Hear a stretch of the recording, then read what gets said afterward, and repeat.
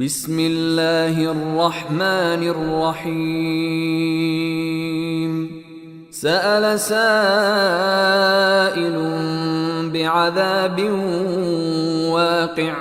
للكافرين ليس له دافع من الله ذي المعارج تعرج الملائكة والروح إليه في يوم كان مقداره 50,000 سنة فاصبر صبرا جميلا إنهم يرونه بعيدا ونراه قريبا يوم تكون السماء كالمهل وتكون الجبال كالعهن ولا يسأل حميم حميما يبصرونهم يود المجرم لو يفتدي من عذاب يومئذ ببنيه وصاحبته وأخيه وفصيلته التي تؤويه ومن في الأرض جميعا ثم ينجيه كلا إنها لظى نزاعة للشوى تدعو من أدبر وتولى وجمع فأوعى إن الإنسان خلق هلوعا إذا مسه الشر جزوعا وإذا مسه الخير منوعا إلا المصلين الذين هم على صلاتهم دائمون والذين في أموالهم حق معلوم للسائل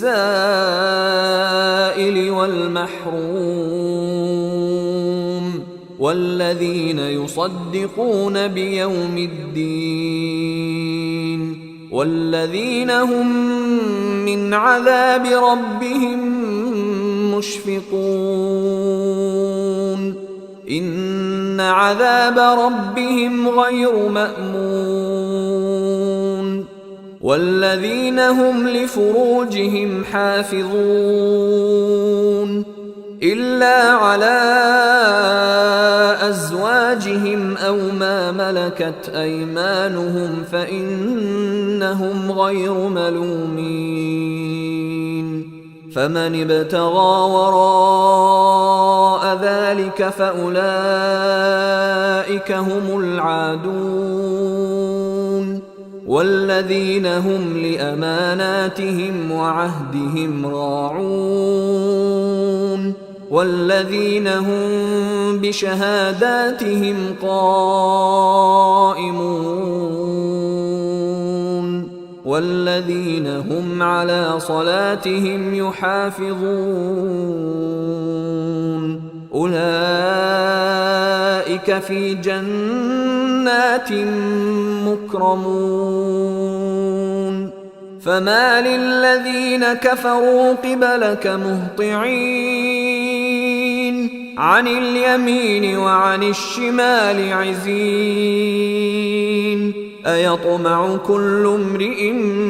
منهم أن يدخل جنة نعيم كلا إنا خلقناهم مما يعلمون فلا أقسم برب المشارق والمغارب إنا لقادرون على أن نبدل خيرا منهم وما نحن بمسبوقين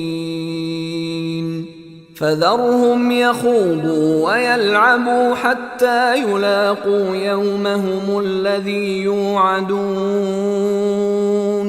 يوم يخرجون من الأجداث سراعا كأنهم إلى نصب يوفضون خاشعة أبصارهم ترهقهم ذلة ذلك اليوم الذي كانوا يوعدون